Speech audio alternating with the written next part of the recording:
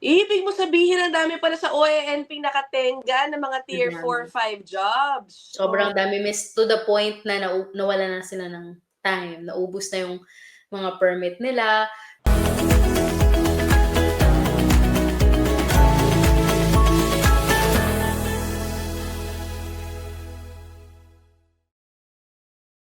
Hey guys, you're in a nutshell with me, Ina. Ikaw rin ba ay isa sa mga abangers sa kada draw ng kung ano-anong mga PR pathways dito sa Canada? Well, in this episode, we will update you. Sino ba ang mga nado-draw recently in the different, okay, PNPs, express entry, tama ba, etc.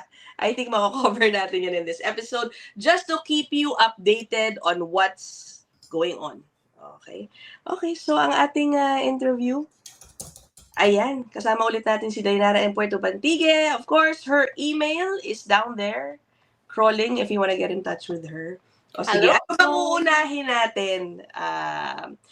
Kasi ang pag-uusapin ni Dayanara ay yung observations niya. Merong mga surprising, mga pleasant surprises sa express entry muna. Ano ba? Anong gusto mong unahin? Yeah, with Express Entry, recently, nagkaroon po tayo ng several specialized draws. So, nagsimula yan noong July 22nd with, actually June 4th, nagkaroon na tayo ng ilang mga healthcare and social services occupation draws with scores na lower than usual or lower than expected. Gaya po nung 4,000 person draw noong July 22nd. Ang cutoff score po nun ay 475. Ito po ay mga healthcare occupations. So that's really low compared to the standard, which is 530. So, yeah, that's really great. Para makita halata doon na talagang yun ang priority nila. And then, nagkaroon din po tayo ng education draws na mas mababa actually at 462 cutoff score. So that's really great. Marami tayong mga kababayan na na-invite dyan. Although, meron tayong ibang mga kababayan na na-invite under federal skilled worker, hindi under Canadian experience class, which means kailangan nila ng proof of funds. Doon natigagal yung iba. Kasi all of a sudden, kailangan nilang magpakita ng, I think, minimum $20,000 of funds na unencumbered. When we say unencumbered, hindi naka-invest, hindi nakatali sa lupa, yung mga ganyan. So, yun yung medyo nakakabab kasi you only have a limited number of like, I think 60 days para makapag-apply doon. So, if you cannot come up with the funds in 60 days, it's going to be a problem. Diba? So, that's an update worth mentioning. And, dumabas na po yung ating first trade occupation draw under category-based selection. Ito po yung nasa construction estimators, ganyan, cooks. Kasama yung Balita ko nga, dinumog ng cooks yata yung pool for the trades. Totoo po, kaya ang taas. That's the reason why. It's 505. The cutoff is 505. Understand, miss, na to get to 505, an ideal candidate would have to be below 30 with perfect language test scores, Canadian education, 1 year Canadian experience, 3 years of foreign work experience. It's going to be a really difficult score to get, honestly. Okay. Ay, teka nga, gusto kong i-ano itong issue ng cooks. Opo. Alam ko marami tayong kababayan. Siyempre tuwa-tuwa sila nung narinig nila na priority occupation sa trades yung cooks. Yun nga lang, napakarami kasi ninyo, no? At yun nga yata ang nagpo-pull up din in a way. Yun ang dahilan. Kaya po siya cut-off sa 505. So my question is, if you are a cook, ang nasa isip kasi nga nila, Dainara, hindi priority ang aking occupation. At this point, do they still have a good chance of getting drawn? Ito, ano ba, depende ba yan? Tulad mo, depende ba yan sa edad kasi nila? Hindi porke cook ka, mabubunot ka agad. Parang ganun. Opo. Express entry is a young person's game, in my opinion. At the end of the day, it is a young person's game.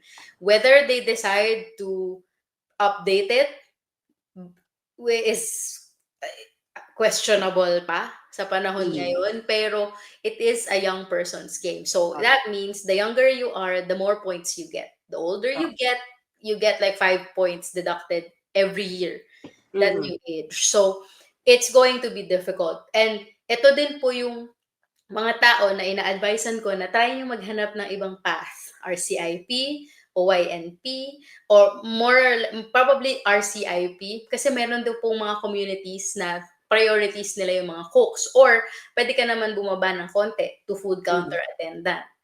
Diba? Alright. Kasi pwede mo namang i-perform yun yung task na yun if you have had several years of experience as a cook.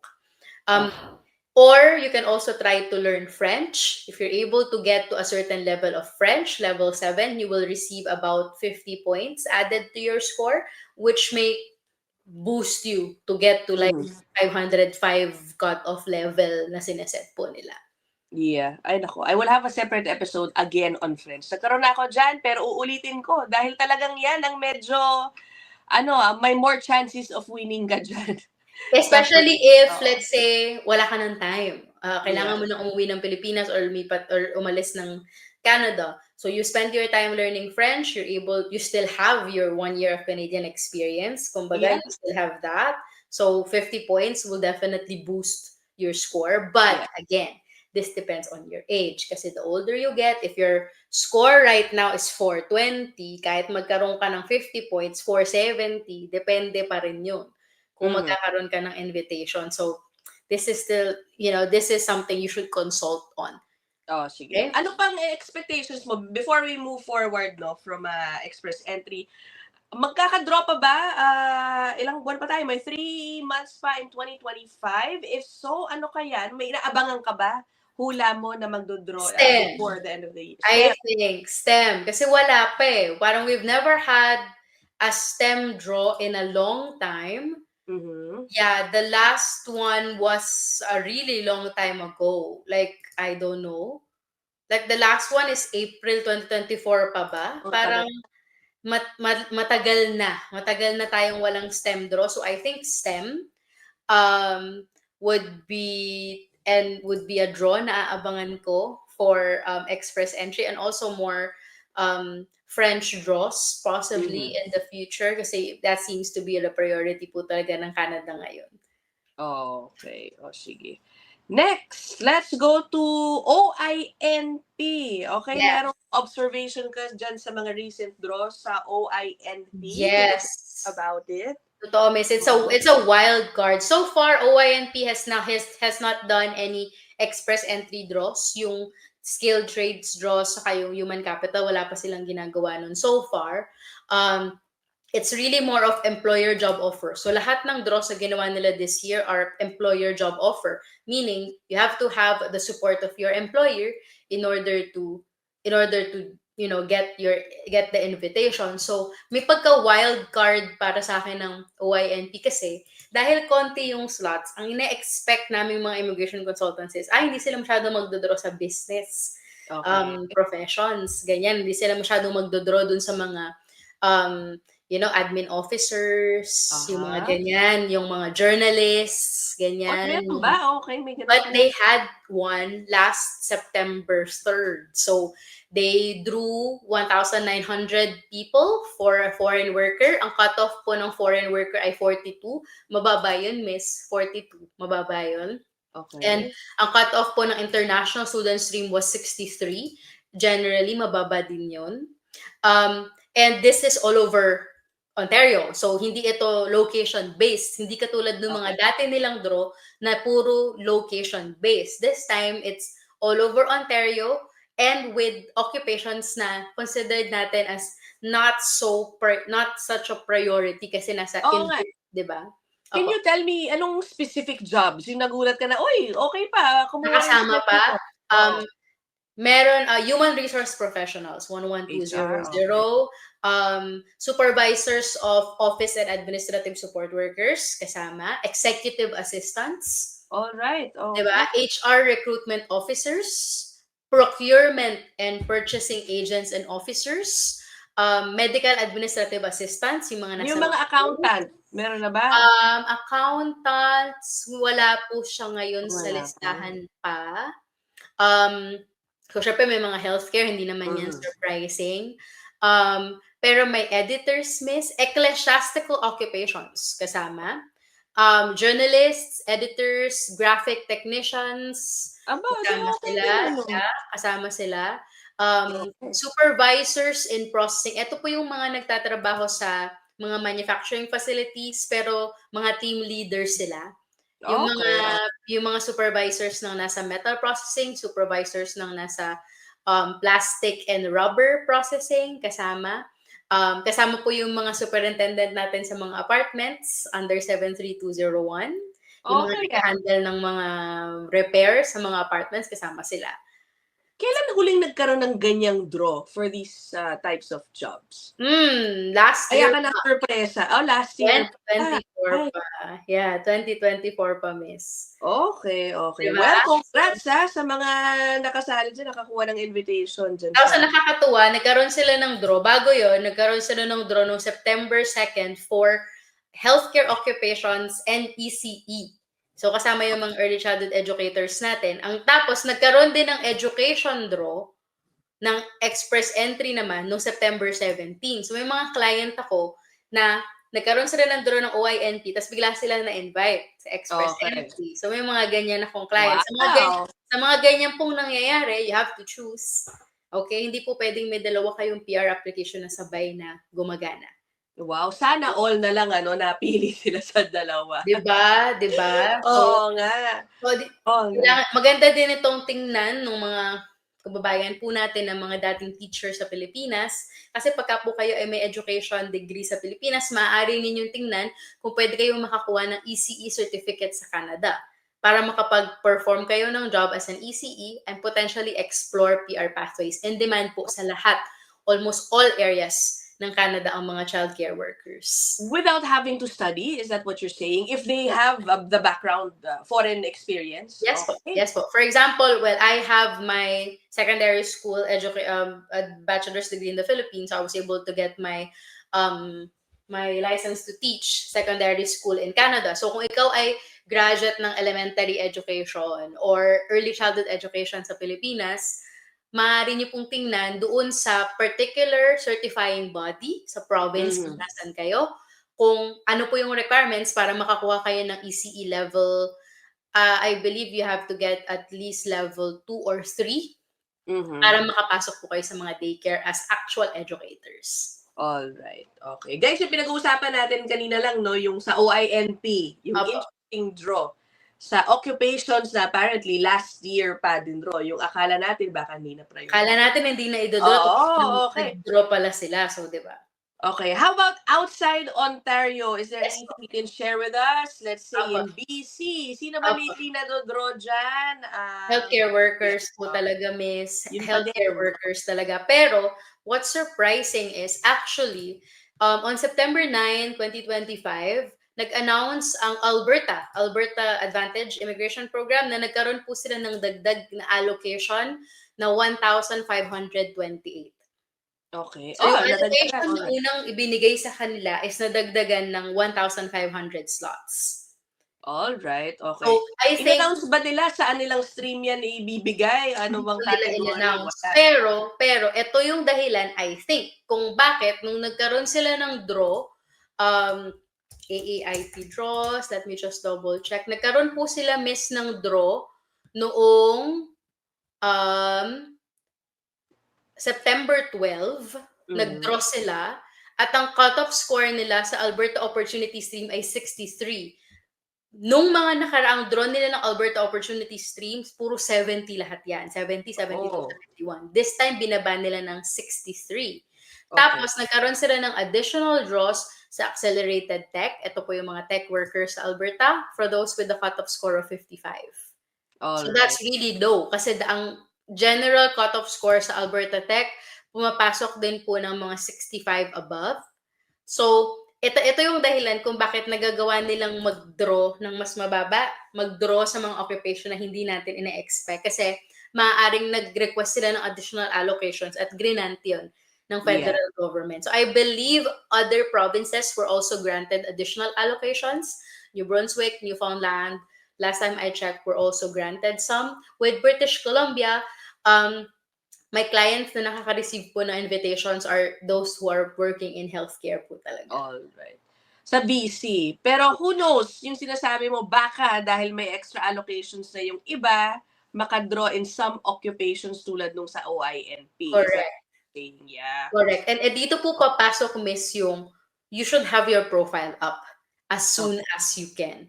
'Di ba? So as soon as you get into your job, ask your employer, will you be willing to create a profile for me? Will you be willing to provide me with the documents so that I can create my profile? Because if not, then you're essentially waiting for nothing.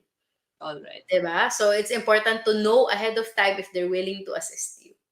Okay. Okay, akala niyo pag-uusapan lang natin yung mga PR draws. Hindi, meron ding i-share si Dayanara tungkol sa mga trends sa pag-approve ng mga nagbabago ng status na nandito na sa loob ng Canada. Okay, hindi naman po sikreto, marami po para mag-extend ng kanilang stay.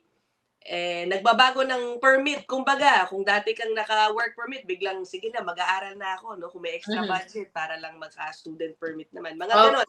Yeah, so can you tell us about this? Mataas ang approval rate ba sa mga ganyan? Yes. Oo. Personally speaking, I have never had a client inside Canada who changed from, let's say, who extended their study permit or who changed from work permit to study permit na na-refuse. Totoo ba? Mhm. Oh, they don't question your intentions, hindi They nila do. They do pa rin naman po, Miss. And honestly, all of them had really good financial profiles. Yung mga clients ko na ito, their spouses are working full-time, good income, they have families in Canada supporting them, or they were really good at saving. Kaya talagang meron silang savings na napakita kay IRCC. So, they were extended. And dito ko nakikita na, mukhang hindi talaga mukhang priority nila talaga yung nandito na. Yeah. Yeah. Paano kung hindi nakaipon, Dayanara? Marami nga, guys, I know, maraming hirap talaga rin mag-ipon. I Are understand. you saying if they, let's say, extend to, well, una sa lahat, hindi ka naman makakakuha ng study permit. Kunyari, mag-shift ka sa study permit, kailangan mo ng pondo dyan, guys, no? Correct. Enroll ka.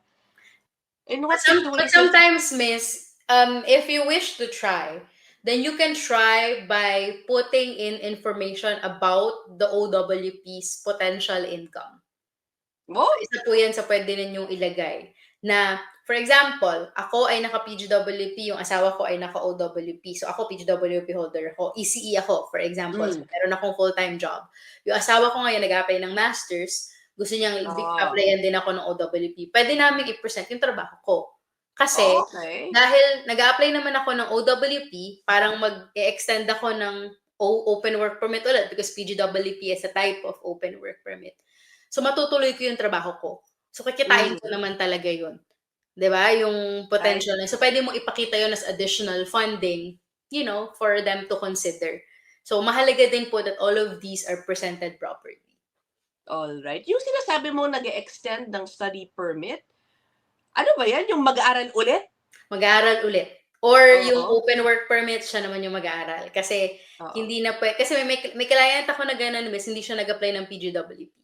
So, from studies niya in accounting, na magma-migrate siya to masters, we had to defend that, kung bakit magma-master siya this time around. And she chose a really good master's program, honestly. And then, we had to defend that, and pagka-graduate niya nung master, saka lang siya mag-apply ng PGWP. So, I mean, she's still gonna get 3 years of PGWP, regardless of her studying for 4 years. Ganyan. But at least, it gives her husband a chance na, apply for PA kasi he's in IT. So, that's also something na pwede. Or siya, pagka-graduate niya, pwede din po. Alright, okay. Itong next point mo, Dayanara, kasi meron akong bullet points na sinasabi Dayanara tungkol sa kanyang observations. This is a little bit interesting. Sabi mo, you notice an increasing number of PGWP, okay, fine, and SOWP approvals, diba? Kasi ang alam ko, specifically sa spousal, marami ng problemado dahil nga affected sila dun sa January 1st policy na nag-umpisa nung January 21st. Apo. That basically hindi na sila qualified Opo. ma-extend. Pero ano 'tong sinasabi mong dumami yung SOWP Yeah, approval? I do get Oh, like just yesterday I got like 3. So, yeah, dumadami po silang na-approve kasi po yung 'di ba sabay silang nag-apply. So, kadalasan 'yan pamilya, nag-a-apply sila mhm. ng PGWP, SOWP, SP minor para dun sa mga bata.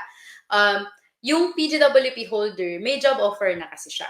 So, nung nag-apply siya, nag-present na kami ng job offer, malinaw dun sa job offer kung anong trabaho yun, if it's tier 0 or 1, or if it's one of those chosen occupations. Marami po tayong mga kababayan na properly napaghandaan nila yon na Oh, kailangan ganito yung trabaho ko. At ang alright. nakakatuwa, marami tayong kababayan na tinulungan ng mga employer po nila. Yun ang pinaka Alright. nakakatuwa talaga miss sa lahat, na in-upgrade sila, na from ganitong work, customer service, I'll make you like a manager now. Kasi parang you can work full time now, you have the skill. So, binigyan sila ng certificate of employment, may duties and responsibilities. So, Alright. nakakatuwa.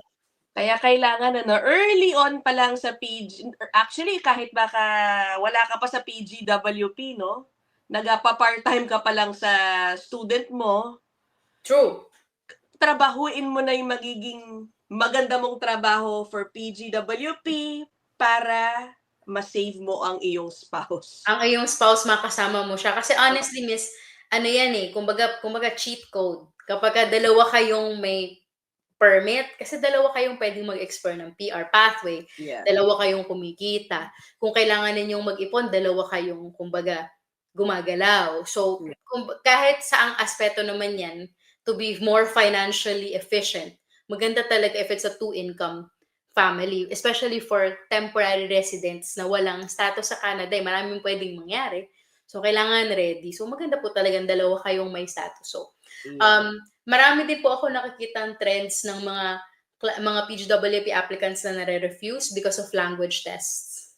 Naku po, Yung mga okey. hindi nila na-achieve yung 5, or kapagka sa university sila nag-aral, hindi nila na-achieve yung 7. Marami po tayong mga kababayan na nag-aral sa University of Victoria, sa British Columbia, kasi ang UVic, as far as I know, wala silang language test na hiningi sa mga applicants nila nung inaccept nila. So, maraming mga Pilipino na hindi na nag-undergo ng language test, ganyan. Tapos, all of a sudden, dahil university ang UVic, kailangan 7, hindi 5. I see, So, marami okey. tayong mga kakilala po na gano'n, yun ang nagiging problema nila, and we had to apply for restoration kasi 'di ba matagal miss ang PGWP application. So, pagdating ng resulta, wala na silang permit. Hindi na valid yung study permit, wala nang maintained status. So, they had to stop working and apply for restoration. And meron pong mga cases na nakuha naman nila yung score na kailangan, hindi lang nila na-send. Hindi nila Oh, na-send naku sa po. IRCC. So, may mga ganong cases. Ay, sa mga ganyan po, kailangan maingat po tayo. Okay? Alright. Na napasa natin dapat yung mga dokumento po na hinahanap nila. Okay. O last na lang, Dayanara. Mhm. Sa mga tier 4, 5 jobs, Opo. nado-draw pa ba itong mga 'to? Balik na ulit tayo sa PR naman, okay. Nado-draw pa ba sila? What are their, chances of getting drawn or does it also vary per province? It varies per province. So I have clients in Prince Edward Island who were Mhm. there for positions, industrial butchers, poultry preparers, na nabibigyan pa rin naman po sila ng provincial nomination ng PEI. I have clients in Saskatchewan na meron silang agricultural tech pathway doon, if I'm not mistaken, yun yung pangalan, na nagkakaroon pa rin naman po sila ng draw doon. Syempre po, ang pinakamalaki, ang pinakahinihintay ng lahat talaga, maraming tao sa Canada, is OYNPs in demand stream. Oo, diyan yan, diyan sila sa stream na yun, yung 4 and 5. Yan talaga. Yan ang tingin ko kung naka-receive man po ang Ontario ng additional allocation gaya ng nangyari sa Alberta, sa ibang mga province, sana dun nila ilagay. Oo. Okay, When was the last draw for the in-demand? oh my God, I think Sa OINP? 2024 Oo. po, miss, there were only 2 draws in 2024 for OYNP and demand. The cutoff score was 36 and 34. Oo. Ibig mo sabihin ang dami pala sa OINP nakatenga ng mga tier 4, Madami. 5 jobs. Sobrang dami, miss, to the point na nawala na sila ng time. Naubos na yung mga permit nila. May Do you mga think magkakaroon ng draw for them this year with the remaining months left? If there is one, I can probably guess na hindi lahat ng occupations na nasa listahan kasi mas mahaba yun eh. Mahaba yung listahan na yun. So kung magkakaroon man ng draw, baka hindi lahat ng nandun sa listahan ay madraw. Malamang ang madodraw ay yung mga caregivers under 44101 or maglalabas siguro po sila ng pili lang na mga NOCs na idodraw nila. Maglalagay sila ng qualifier gaya ng dapat may bachelor's degree ka. Nako po, okay. Yan, or maglalagay sila ng qualifier na dapat may work permit ka na valid para i-draw ka nila. So, may ganyan akong nakita, parang naka-visitor record na kasi siya. So, nirefuse siya ng OINP kasi naka-visitor record na siya. Yeah. Hindi na siya worker, hindi na siya work permit holder. May mga ganyan po tayong cases na nakakapanghinayang. Yeah. Ay, nako. Anyway, sige. Dito na po muna natin tatapusin itong discussion na to. Na-realize ko na lang kalagitnaan nitong episode na ito. I think it's good to have this topic live. Para, makatanong yung mga viewers specifically sa trabaho nila, sabi nila yung probinsya nila, baka si Dayanara ay makatulong makasagot if baka kailangan nyo na mag-isip, mag-explore ng ibang stream, yung mga ganun na. No? But anyway, I hope helpful pa rin to para lang to give you guys an idea of what's been going on, sino ang mga na-draw in the past, in the recent months. Yeah. Okay.